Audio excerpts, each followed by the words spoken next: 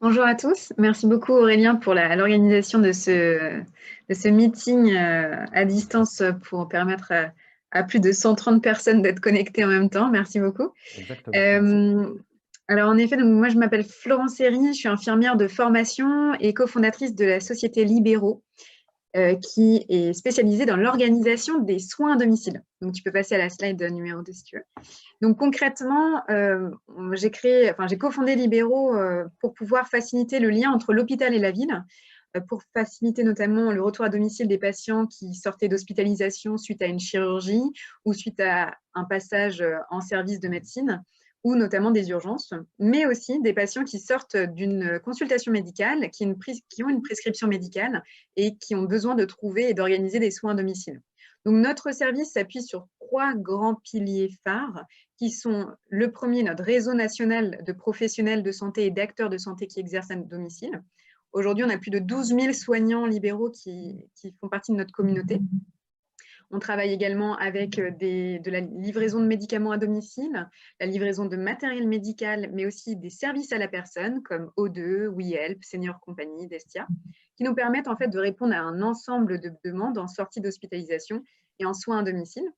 Nos coordinateurs de soins en interne, qui sont des vraies personnes, qui sont donc du coup ce qui permet d'allier le digital et l'humain pour pouvoir prendre en charge des situations un peu complexes. Comme vous le savez, le but, c'est de pouvoir vraiment accompagner des personnes en sortie d'hospitalisation, donc ajouter l'humain au digital.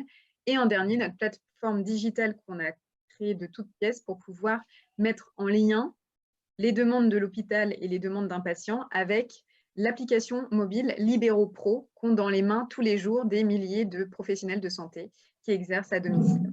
Tout ça est bien sûr sécurisé en données de santé pour pouvoir apporter le meilleur pour les patients. Tu peux passer à la slide d'après si tu veux. Concrètement, donc justement, sur l'organisation du retour à domicile, comme vous le savez, aujourd'hui, les médias sont très concentrés sur les hôpitaux, ce qui est très, très important pour vraiment pallier à la crise sanitaire qui se passe notamment en réanimation ou dans les services de soins qui sont aujourd'hui des nouveaux services de réa parfois, et où les soignants ne sont pas forcément prêts à accueillir toute cette vague de patients.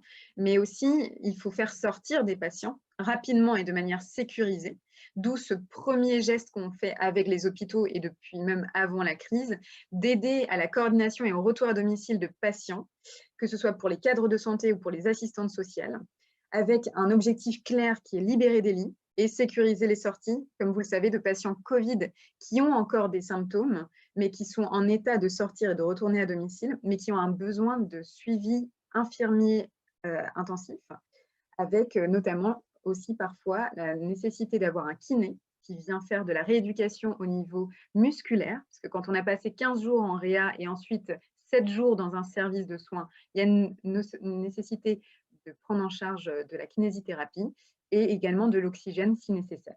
Aujourd'hui, on a déjà un partenariat avec un GHU de la PHP qui fait appel à nous pour la coordination et l'externalisation de tous les soins à domicile nécessaires.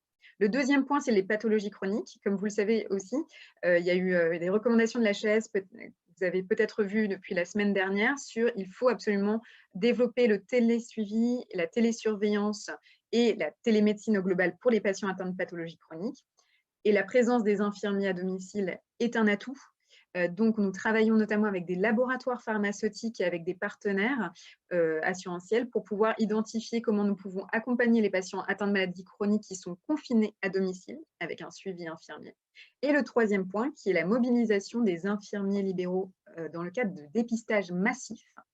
Donc, ça rejoint ce que disait Alain en premier lieu, notamment sur la notion de quand on va être en déconfinement, il y a des directives qui vont être mises en place sur le dépistage massif, que ce soit en EHPAD ou dans les villes, mais aussi pour les sociétés qui ont besoin de sécuriser la reprise du travail. Et là, la mobilisation d'infirmiers pour pouvoir faire ce type de test en support et en soutien des laboratoires d'analyse va être sollicitée et l'est déjà dès aujourd'hui.